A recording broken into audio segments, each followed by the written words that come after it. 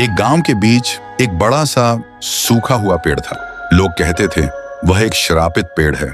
जो भी उस पेड़ को काटने की कोशिश करता, अगली सुबह उसका ही सर कटा हुआ मिलता उसी पेड़ के नीचे।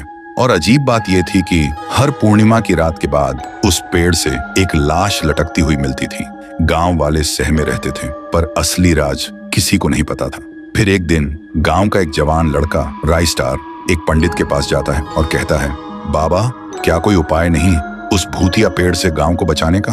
पंडित गहरी आवाज में बोलता है, उपाय तो है बेटा, लेकिन पहले हमें जानना होगा इस पेड़ के अंदर कैद वो शैतानी शक्ति कौन है। जब तक सच सामने नहीं आएगा, मुक्ति असंभव है। फिर एक पूर्णिमा की रात दोनों उस पेड़ के पास आते हैं।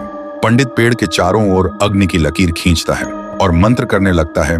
मंत्रों की गूंज हवा को कांप आने लगती है। और उसी बीच राइस्टार गरज कर बोलता है, सुन, अगर तू सचमुच यहाँ बसा है तो सामने आ और बता तू मासूम लोगों की जान क्यों ले रहा है। तभी पेड़ में एक लड़की का चेहरा आता है। वह चिल्लाती है, बंद करो ये मंत्र, मेरे कान फट रहे हैं। राइस्टार दहाड़ता है, पहले सच बता, तू इस पेड़ में क्या कर रहा है और क्यों गांव वालों का खून पी रहा है।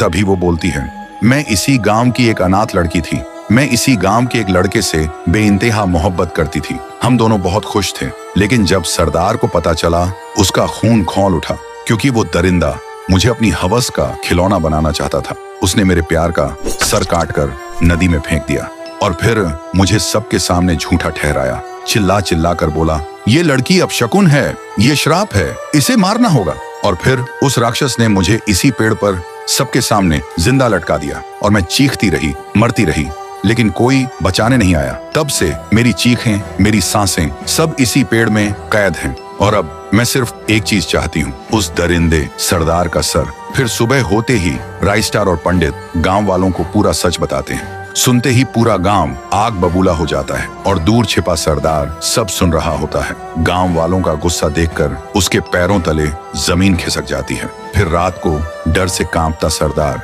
अकेला उस पेड़ के पास आता है। पेड़ से वही आत्मा गरजती है, आ ही गया तू दरिंदे, तेरे ही खून की प्यास थी मुझे। सरदार घुटनों पर गिरकर रोता है, माफ कर दे, मैं हवस में अंधा हो गया था, मुझसे गलती हो गई। लेकिन तभी उसका सर खुद ब खुद धड़ से अलग हो जाता है। पेड़ तेज रोशनी में जल उठता है और फिर धीरे धीरे शांत हो जाता है। सुबह गांव वाले पेड़ के पास आते हैं और देखते हैं सरदार की लाश बिना सर की जमीन पर पड़ी है। पंडित मुस्कुराकर कहता है, अब श्राप खत्म हो गया। और राइस्टार आखिरी बार कहता है, गांव को श्राप से बचाने के लिए एक ही चीज चाहिए थी, सच का सामना करने की हिम्मत। और आज वो हिम्मत जीत गई।